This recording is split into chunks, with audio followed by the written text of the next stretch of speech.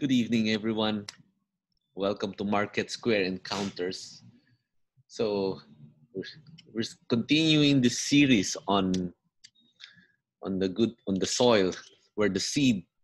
Since our theme for Breakthrough 320 would be the planting of seeds. I'm doing this series on the type of soil where the seeds are going to fall on. And the time we spent time together in Market Square Encounters, we were talking about the seed that fell by the wayside. I just want to give a recap here. Therefore, hear the parable of the sower. When anyone hears the word of the kingdom and does not understand it, when the wicked one comes and snatches away what was sown in his heart, this is he who receives seed by the wayside. We see here that the seed that falls by the wayside, like what we discussed last time, that it's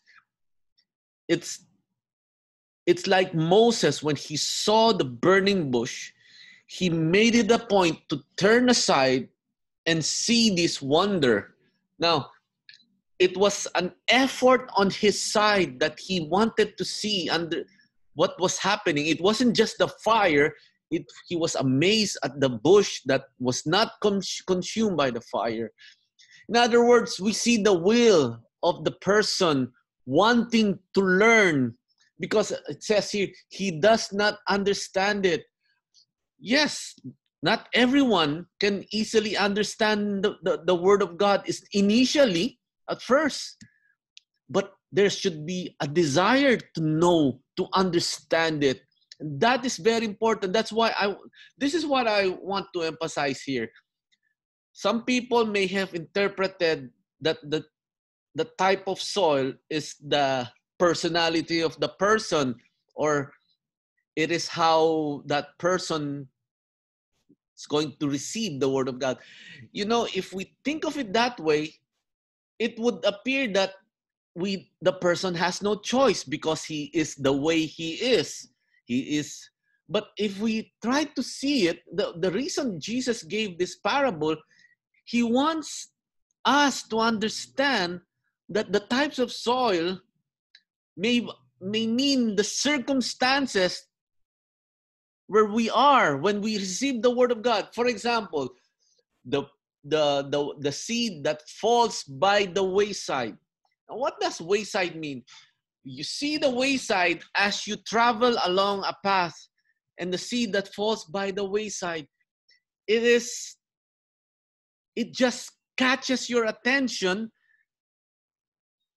It all depends now if we stop and we look, listen, and then try to understand what we just saw, or is it just like we're just walking down the road and all these things we see it, oh, that's a wonderful word, but we just continue on our ways? It's still that person who wants to stop and understand what he just heard. The point here is the ground is actually the situation that we are in. It's like the wayside. It's like we just heard it in passing, and we made it a point either to continue or to stop and listen. For example, the second situation here, the seed planted on rocky ground, is the person who hears the word and accept it at once with joy. You know, I see here, because if you see the rocky ground, it is when suffering and persecution comes. In other words, the situation that the person is in, it's rocky. It's a situation of suffering and persecution. And a lot of people, especially when they're troubled, when there's suffering or there's a challenge in their life, person wants to hear the word of God. They want it. They accept it at once with joy. But what Jesus was saying here, it did not take root. There was no chance for the root to grow, so that when when the sun when the sun started beating hard on the plant, on the seed, it just withers and dies because there was not enough roots to reach out for the water below the ground. Now, again, is it the will of the person? Yes, I believe it is, because everybody goes through a rocky period in their life. There will be suffering, there will be persecutions, there will be troubles. The point here is, do we let that situation steal the word of God from us? Do we let the enemy just beat on us so that we just fall away from faith? Now, consider this. What Paul said, Paul planted, Apollos watered, but God made it grow. Now, we can see here that in the planting of the seed, several persons may be involved in it. For example, if the seed was planted during that rocky time, praise God, that would be the Paul who planted it, and we accepted it. But the problem there was it did not take root. Probably there was no Apollos who watered it. There was no somebody who would help nurture that seed so that it would grow. You know what that situation is? It is what Paul also said, and well, the writer of Hebrews said, we should not stop gathering together with other believers, as some of you are doing. Instead, we must continue to encourage each other even more as we see the day of the Lord coming. We see here that fellowship with Paul, fellowship with Apollos, there will be people who will come into our lives who will help nurture that seed. It's not just the Sunday services, but the time that we spend in fellowship with other Christians that helps the seed grow. A lot of people have received it with joy initially, but since there is no fellowship, they are alone. The seed did not mature strong enough, did not have its roots grow deep. It is in fellowship with one another that we encourage one another. We encourage one another. We help one another. We understand one another. We help them up. When somebody stumbles, we help them up. That's why God said it is not good for man to be alone. Most people will say, oh, that's why God created woman for a man. But if you look at it from a bigger perspective, it's not just about having a helpmate, but having somebody with you. It really is not good for man to be alone.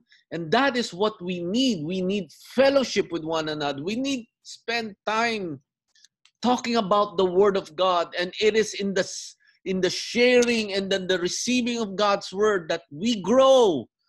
We grow in our faith, and the seeds and the roots start digging deep. Even if we're in that rocky situation, when we see those roots grow deeper and deeper.